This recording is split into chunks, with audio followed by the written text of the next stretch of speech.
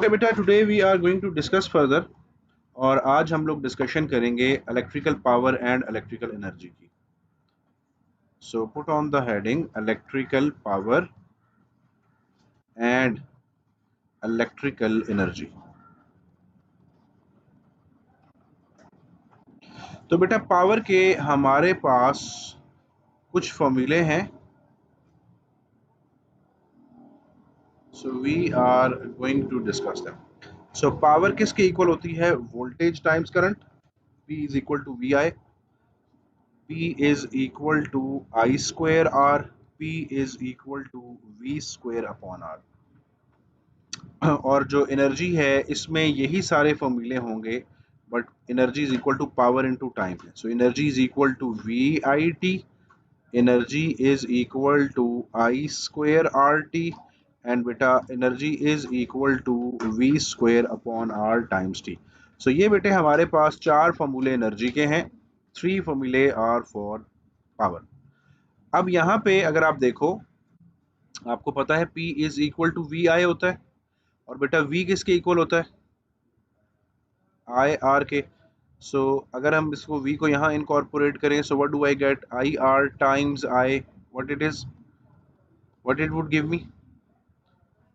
आई square R. दो option है, I square R या I square I R. I square R. ये multiplication में हर एक के साथ अलग अलग मल्टीप्लाई नहीं करना होता, तो नॉर्मली बच्चे ये काम करते हैं I square into I R, which is wrong. तो similarly P is equal to V I है, और हमें पता है कि जो I होता है बेटा that is equal to V upon R. So it is V upon R. So बेटा V स्क्वायर अपॉन आर जो है वो पावर बन जाएगी हमारे पास। डेरिवेशन याद करना ज़रूरी नहीं है, बट ये आपको सिर्फ बताने का मकसद ये है कि ये निकला कैसे। ये पहला वाला फॉर्मूला आप तब लगाओगे when no resistance is given to you. दूसरा फॉर्मूला तब लगाओगे when no voltage is given to you. और तीसरा फॉर्मूला तब लगाओगे when no current is given to you. ठीक है। एनर्जी जब हम कैलकुलेट करेंगे तो टाइम हमेशा सेकंड के अंदर होगा।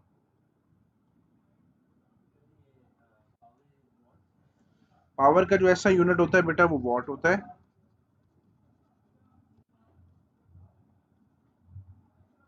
और जो एनर्जी का एस आई यूनिट है वो क्या है हमारे पास? जूल्स। ठीक है।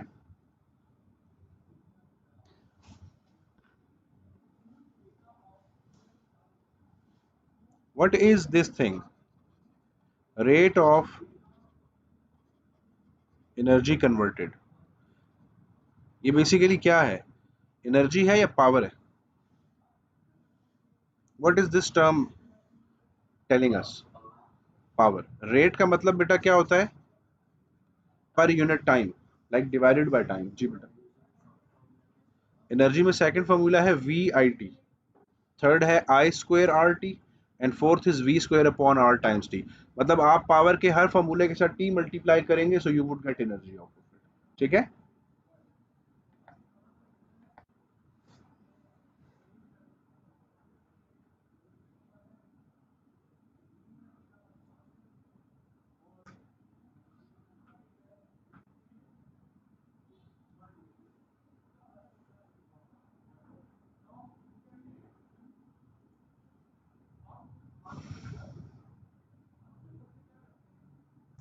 May I proceed? ठीक है।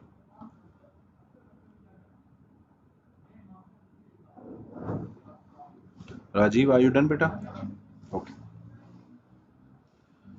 नाउ अब एक नई चीज है हमारे पास, this is called kilowatt hour. Have you ever heard this word before? Kilowatt hour सुना हुआ है? ये क्या होता है बेटा? जी। सो ये किलो वॉट आवर ये बेटा क्या है? पावर है या एनर्जी है?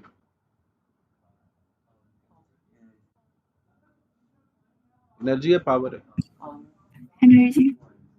हाँ, तो ये क्या है? वॉट, ये पावर है। पावर इनटू टाइम क्या होता है?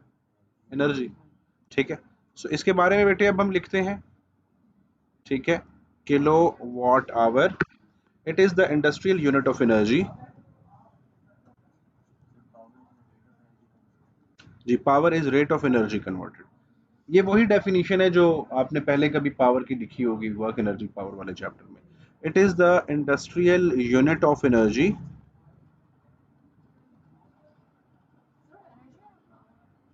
एनर्जी आगे आवर भी तो है ना, पावर इनटू टाइम है ना, तो एनर्जी है ना ये। It is the industrial unit of energy. Let suppose एक बल्ब है, जिस तरह ये आप बल्ब देख रहे हैं। सो एक दिन में आपके ख्याल में आपके घर कितनी देर के लिए ऑन होते होंगे, अंदाजा? 18 घंटे, 12 घंटे, 15 घंटे, 20 आवर्स। सो ये सेकंड्स के लिए तो नहीं ऑन होता, ये तो आवर्स के लिए। सो हमारे पास यूनिट ऐसा होना चाहिए जो आवर्स के लिए बना हो। अब मैं आपको बताता हूँ कि ये हमें क्यों जरूरत पड़ता है, इसकी बात करते हैं। तो जो बेटा 1 किलो वाट आवर है, this is actually equal to 3.6 megajoule of energy. So 3.6 times 10 power 6 joule, isn't it a very big number? सो हम इसे कंसाइज करके किलो वाट आवर कह देते हैं। ये जो 1 किलो वाट आवर है, this is 1 unit of electricity. जो आप लोग नॉर्मली न्यूज में सुनते होंगे, बिजली का यूनिट इतने रुपए का हो गया, इसका मतलब है ये 1 किलो वाट आवर की बात हो रही। ठीक है, आर यू इंटरेस्टेड कि ये कैसे निकला है? सो 1 किलो वाट आवर, किलो का मतलब क्या होता है? 1000। वॉट का बेटा क्या, वॉट का क्या मतलब होता है? इज इट जाउल पर सेकंड? जाउल पर सेकंड। और बेटे 1 आवर में कितने सेकंड्स होते हैं? 3600 सेकंड। सो सेकंड सेकंड से cancel, and what do we get? This is 1 kilowatt hour. This is actually equal to 3.6 megajoule. Clear है बेटा? ठीक है। सो अब जो हमारे घर में बिल आता है ना, इलेक्ट्रिसिटी बिल, वो किलोवाट आवर्स के हिसाब से आता है कि कितने किलोवाट आवर कंज्यूम हो। So cost of electricity bill जो होगा, that would be equal to price of 1 kilowatt hour, या यूनिट भी लिख सकते हैं, multiplied by number of kilowatt hour consumed. ठीक है, cost of electricity bill is equal to price of 1 kilowatt hour times the number of kilowatt hours consumed. For this purpose, we are going to write a question. Find cost of electricity bill if price of 1 kilowatt hour is 80 cents। Rupees ना लिख दीजिएगा, ठीक है, cents या dollars में answer आपका आएगा। Cost of electricity जो है 1 यूनिट की, that is 80 cents. If the electric iron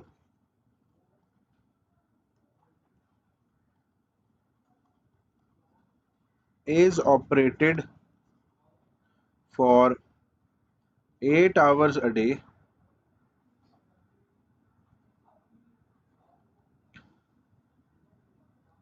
power of iron is, electric iron is 1500 watts।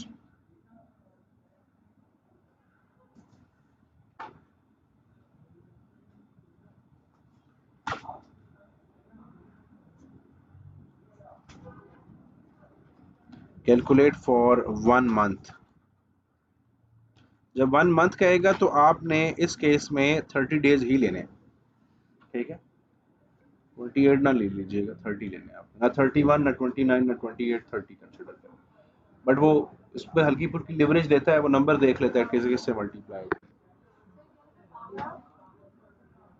Power of electric iron is 1500 watts जी।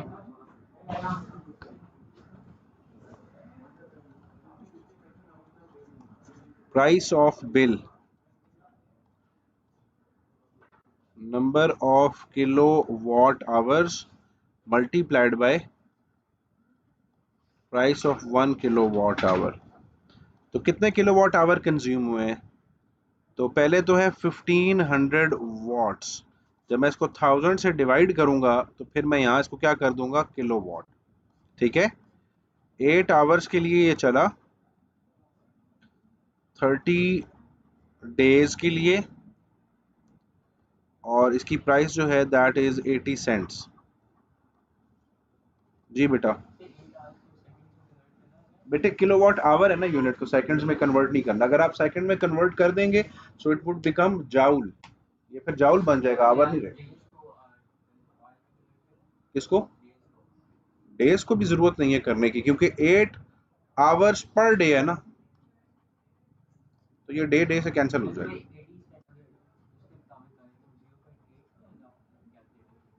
किस में?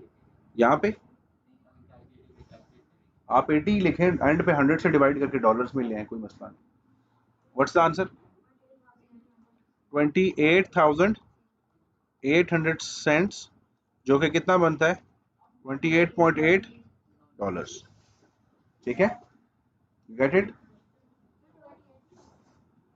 100 से डिवाइड करेंगे, हाँ, $288 हो गए, sorry.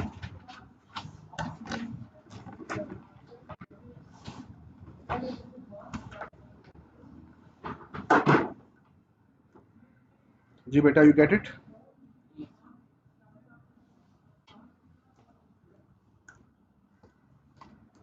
Please note it down.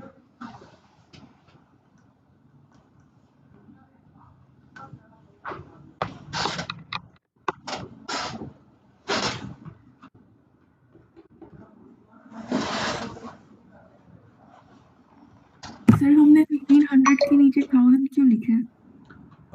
किसके नीचे बेटा 1000 इसलिए लिखा है 15। क्योंकि 1500 वॉट्स थे, तो किलो में चेंज करने के लिए 1000 से डिवाइड करना पड़ेगा ना बेटे। ठीक है, जी सर।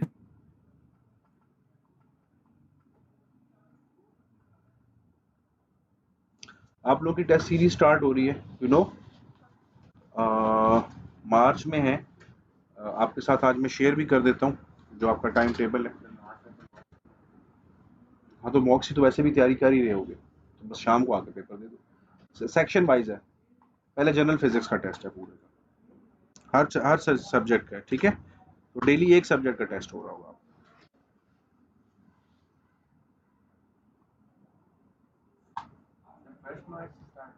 जी, 28 मार्च को मैथ का पेपर, 28 फेब को, सॉरी, मैथ्स का पहला।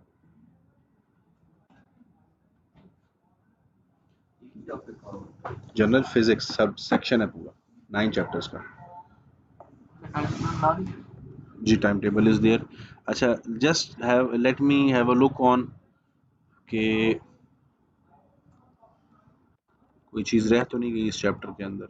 Just 1 second.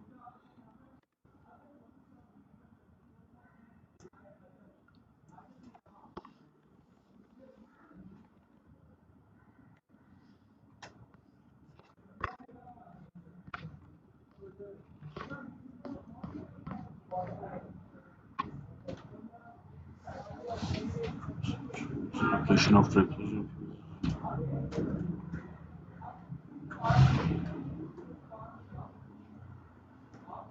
ठीक है, so we are done with this chapter completely.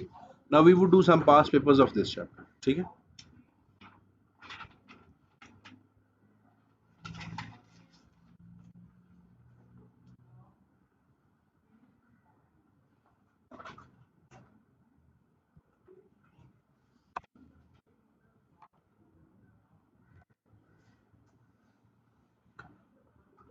अच्छा ये मैं जो अब तक की सॉल्व वर्कबुक्स हैं सारी वो मैं भेज रहा हूँ दोबारा से ग्रुप के अंदर, जो अब तक की सॉल्व हैं। ठीक है, तो आप पिछली वाली वर्कबुक्स डिलीट कर दीजिएगा, इसमें सॉल्व वर्जन है, काफ़ी सारे सॉल्व। ठीक है, नहीं, ये जनरल फिजिक्स भी है, वेव्स भी है, और इलेक्ट्रिसिटी और मैग्नेटिज्म है। अब इसमें कुछ इलेक्ट्रिसिटी सॉल्व हुए हुए होंगे, कुछ और करेंगे तो वो दोबारा भेज देंगे, अदरवाइज फिर भूल जाता है बंदा। ठीक है, तो यहाँ पे इलेक्ट्रिसिटी अब करेंगे।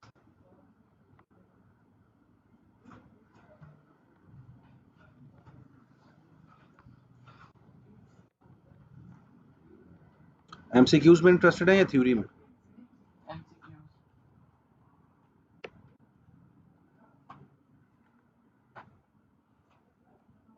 अच्छा बेटा, जब आप फाइनल पेपर की तैयारी कर रहे होंगे तो एमसीक्यूज आपने एंड तक साथ साथ रखने। लाइक इवन अगर आपका थ्योरी का पेपर भी है ना, तो 2 दिन के बाद बेशक एक एमसीक्यू कर लें, एक दिन के बाद एक एमसीक्यू, बट एमसीक्यू साथ साथ रखने।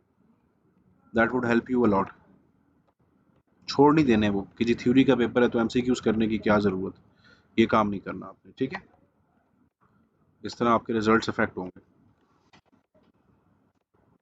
ठीक है, ओके बेटा, in this question any one of you, जी बेटा लेट्स स्टार्ट फ्रॉम देयर, आप करो बेटा।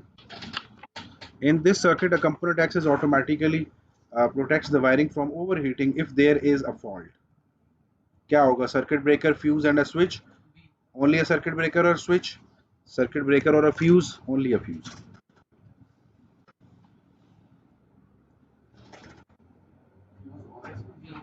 Switch तो automatically नहीं करेगा, तो B would be the right answer. Automatically करना ना, manually उठ के नहीं करना आपने, तो it would be B. Question number 2. A fuse and a relay. Relay हमने आगे चल के पढ़ना है, ठीक है, तो इसीलिए हम इसको फिलहाल छोड़ देते हैं. Question number 3.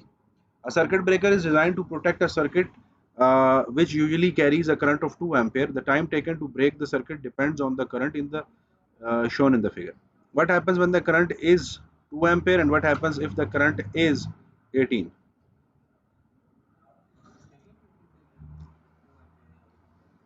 वर्टिकली टाइम है आपके पास और हॉरिजॉन्टली आपके पास करंट है, तो 2 एम्पेयर पे क्या वो फ्यूज मेल्ट करेगा?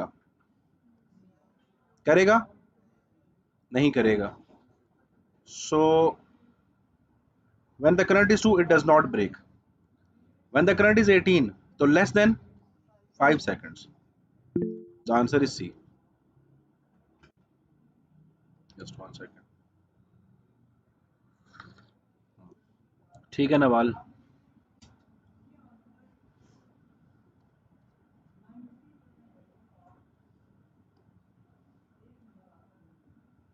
मशाइम, जी मशाइम आप करो. An air conditioner and television are both connected to the same electric circuit. The current in the air conditioner is 4. यहाँ पे इसको लिख लें 4, और यहाँ पे टेलीविजन में कितना जा रहा है? 6. सो आपके ख्याल में फ्यूज कम से कम कितनी वैल्यू का होना चाहिए? 13. 13. मैंने आपको बताया था कि आपने जो फ्यूज लगाना है वो नॉर्मल करंट से ज्यादा लगाना है, ज्यादा वैल्यू का लगाना है, अदरवाइज तो 10 तो वैसे ही गुजर है तो वो मेल्ट कर जाएगा फ्यूज फौरन से. ठीक है. और is next question. A desk lamp should have a 3 ampere fuse fitted but a 13 ampere fuse has been fitted by mistake. 3 लगाना था, 13 लगा दिए. लैंप फॉल्टी नहीं है, लेकिन जब स्विच ऑन किया है तो क्या होगा बताएं?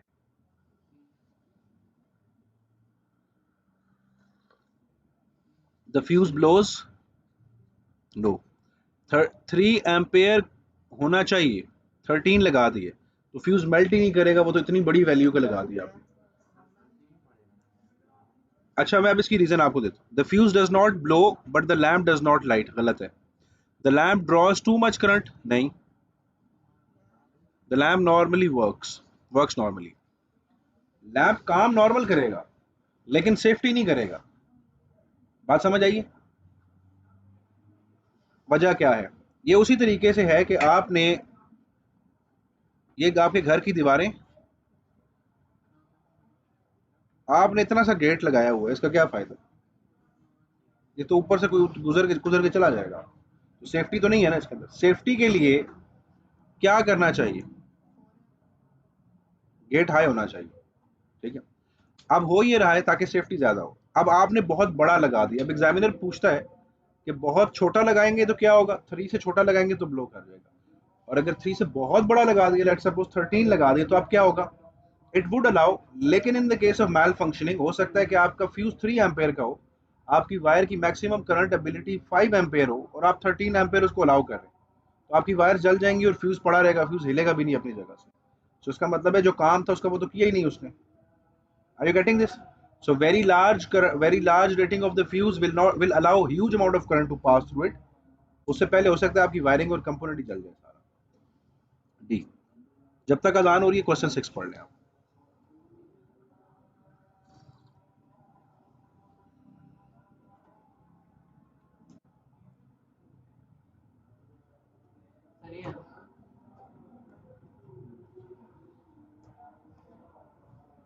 ठीक है,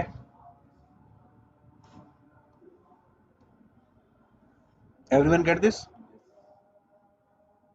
लाइव वायर में लगता है फ्यूज और वो डिस्कनेक्ट कर देता है। 7 पढ़ लें।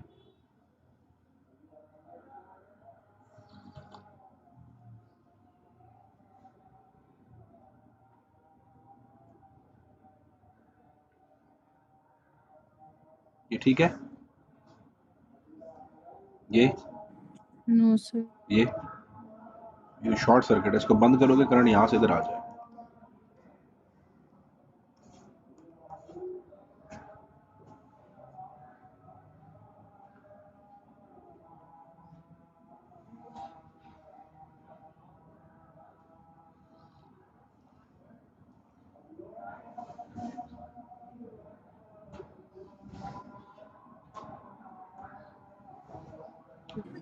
Sir D.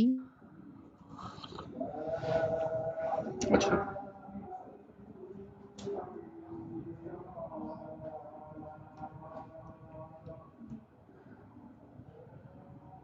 वो कह रहा है कि वायर्स गर्म ना हो, क्या करें? एक और फ्यूज लगा दें न्यूट्रल वायर में? Use a fuse with higher rating. इसमें एसी को लाइक करंट अगर गुजर रहा है तो फ्यूज को कूल डाउन नहीं करेगा, ठीक है? तो this is not a right wise decision. Use thicker connecting wires. Thicker wires ना लगाएं। Thicker insulation. थिकर इंसुलेशन का नुकसान क्या है? वो तो हीट अंदर ही ट्रैप हो जाएगी, हीट निकलेगी नहीं बाहर, वो और गर्म हो जाएगी वायर। तो इसीलिए it should be C. Thicker wire का फायदा क्या है? थिकर वायर का एरिया क्या होता है और रेजिस्टेंस कम। क्वेश्चन 9। ये मुझे लगता है गलती से इधर बना दिया इन्होंने, यहां होना चाहिए। कौन सी करेक्ट पोजीशन है फ्यूज की?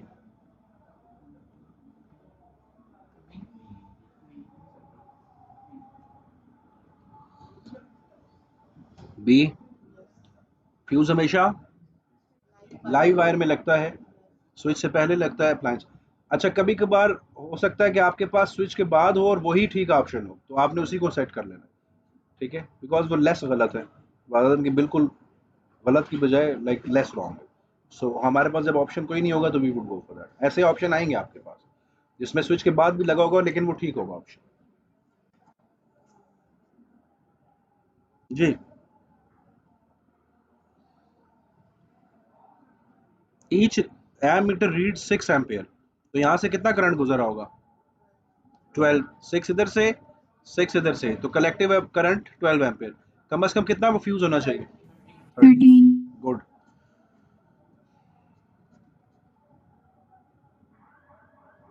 वो कह रहा है इस पर्टिकुलर सर्किट के अंदर फ्यूज और स्विच सर्किट ब्रेकर कहाँ होना चाहिए, कौन सी वायर में? एक्स में या वाई में? एक्स में, दोनों एक्स में होने चाहिए, ये भी और ये भी, ठीक है? तो x and x would be the right answer.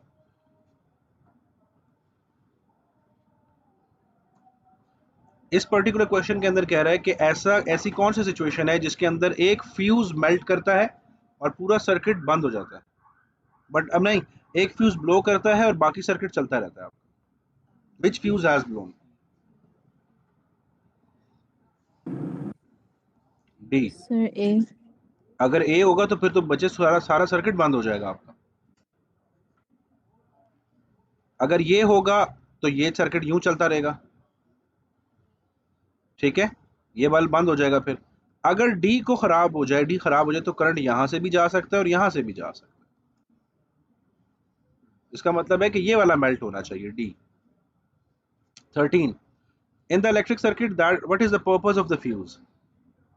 To connect the metal casing to the earth, to cut off the electric supply if the current is too large, to keep an electric appliance dry, to keep the maintain a steady voltage. No.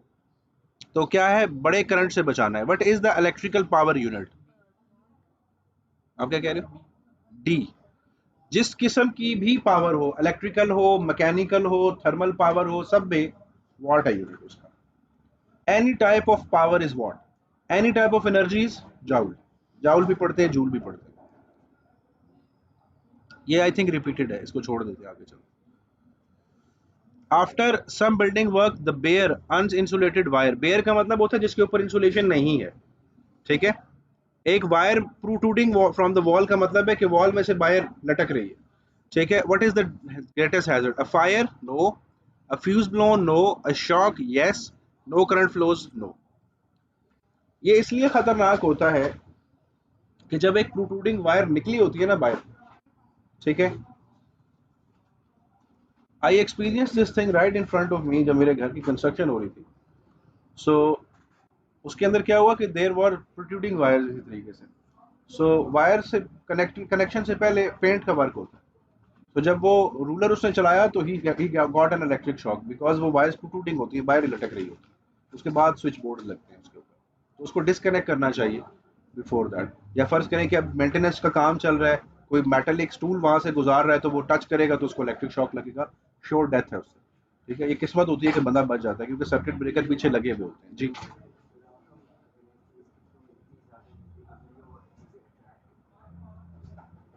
अब जिसमें से बहुत high voltage गुजर रही होगी, आपको आपको वो बेसिकली अट्रैक्शन का इसलिए फील होता है क्योंकि इलेक्ट्रिक वायर जो है ना, उसमें से ह्यूज चार्ज जंप करता है जब उसको कंडक्टिंग पाथ मिलता है. तो जब जब आपको वो जंप करेगा तो ऑब्वियसली एक कनेक्शन डेवलप हो जाएगा आपका. नहीं, अर्थ वायर का मकसद ये होता है. हाँ, अर्थ वायर क्यों? क्योंकि उस पर्टिकुलर केस के अंदर आपके पास एक कंडक्टिंग पाथ होता है. लेकिन जब बहुत ह्यूज वोल्टेज या ह्यूज करंट हो, जिस तरह आपने वायर्स देखी होंगी, दो तरह की वायर्स होती हैं. लाइक अगर हमारे इलेक्ट्रिक पोल्स हैं तो इसमें दो तरह की वायर्स होती हैं. एक होती है यूं करके ऊपर, है ना, देखिए आपने, यूं करके. और एक होती है यूं, ये वाली होती है लो टेंशन. इनमें तकरीबन 240 वोल्ट होते हैं. और ऊपर होती है हाई टेंशन, इसमें तकरीबन 11,000 वोल्ट या हो सकता है 400 वोल्ट हो सकते हैं. ये हाई वोल्टेज होती है.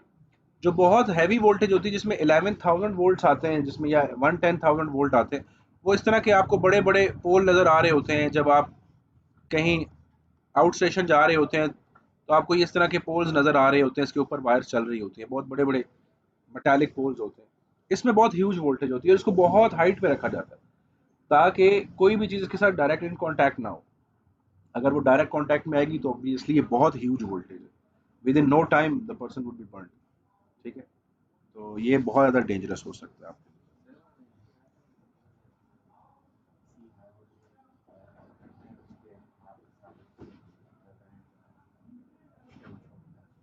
हाँ, वो इसीलिए क्योंकि चार्जेस जंप कर रहे हैं ना. वो हाथ के ऊपर चार्ज आ रहा होता है बिकॉज उसकी बॉडी जो है वो बाकी केस वो इंसुलेटेड होती है, क्योंकि वो फाइबर के उस डब्बे के ऊपर खड़ा होता है नॉर्मली. ठीक है. जिससे भी इलेक्ट्रिक पोल्स का काम करते हैं वो फाइबर के ऊपर, और उन्होंने ग्लव्स वगैरह पहने होते हैं, जंप भी कर रहा होता है चार्ज. तो उसमें इस तरह का इशू जो है वो आता है आपके पास. ठीक है. Domestic circuit includes a 30 ampere fuse. Domestic का मतलब जो घर में यूज होता है. So in sir which live wire में यूज करना चाहिए और डिस्कनेक्ट कर देगा. It's not that much difficult question. Why is the fuse used in electric circuit? To prevent the huge current to pass through it. हाँ, question 19 is a bit different one. जी, अयान करो. Alian. An electric kettle has a metal casing. The cable for the kettle contains a wire that is connected to the earth and the plug. ये कौन सा होता है? ये अगर फर्ज करें वो 3 पिन शू प्लग होता है ना आपका, ये यूं करके, इसमें इस तरह 3 वायर्स निकली होती है ना. ये ऊपर वाली अर्थ वायर होती है बेटे, एक इनमें न्यूट्रल होती है और एक आपके पास लाइव वायर होती है. तो जो टॉप वाली होती है वो अर्थ वायर होती है.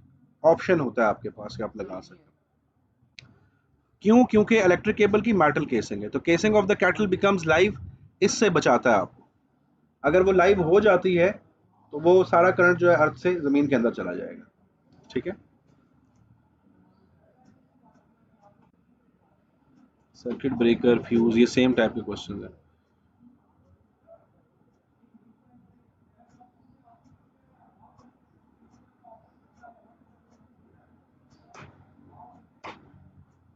उसमें कोई खास क्वेश्चन नहीं है। ये करें जरा 28, metal cases of electrical appliances are connected to an earth wire, which statement is not correct?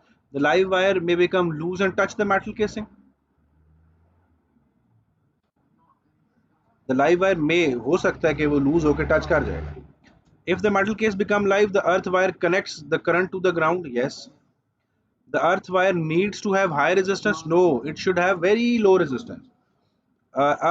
Earthing metal cases helps prevent a person from receiving an electric shock. ये भी ठीक है। जो उसने पूछा है कि कौन सा ठीक नहीं है, सी। जब घर की कंस्ट्रक्शन हो रही होती है ना, तो जितने भी सॉकेट्स होते हैं ना इस तरह के, तो इन सब के सॉकेट्स को फर्ज करें यहाँ कोई और है, इन सब की अर्थ को कंबाइन करके घर से बाहर ला के और उसको अर्थ किया जाता है। इसके अंदर डिग किया जाता है, लाइक एक जिस तरह से वाटर बोर होता है इस तरह डिग करके तकरीबन 50 फीट नीचे, 100 फीट नीचे, जहाँ पे मॉइस्चर हो वहां तक इसको ले जाया जाता है। इसके साथ इसके अंदर कोल डाला जाता है, लाइमस्टोन डाला जाता है, और इसमें मॉइस्चर मेंटेन करने के लिए एक पाइप छोड़ देते हैं ताकि जब बारिश हो या पानी आप उसको छोड़ते रहें और उसके अंदर हो जाता है। ठीक है, ताकि जो आपका एक डेवलप रहे मॉइस्चर लेवल अर्थिंग के लिए। ये क्या होगा जी इसका? ओवर हीटिंग है अगेन, तो फिर फ्यूज ही होगा। इसमें कोई खैर इतने मुश्किल क्वेश्चंस नहीं हैं, ये भी आसान क्वेश्चन है लास्ट वाला भी। तो that is all for this chapter. If you have any question तो बेटा आप पूछ सकते हैं। We are completely done with the current electricity section. हमारा मैग्नेटिज्म है, हम कल मैग्नेटिज्म स्टार्ट करेंगे। कल मैग्नेटिज्म शायद खत्म हो जाए, नहीं, मैग्नेटिज्म के 3 चैप्टर्स हैं, देन रेडियो एक्टिविटी है, देन स्पेस है। तो आप अंदाजा करें कि लगभग कोई मैक्सिमम 10th ऑफ मार्च तक तकरीबन we would be able to finish it all, because past paper भी साथ हमको देखने होते हैं। ठीक है जी, sir that is all. Space physics IT और जीसी का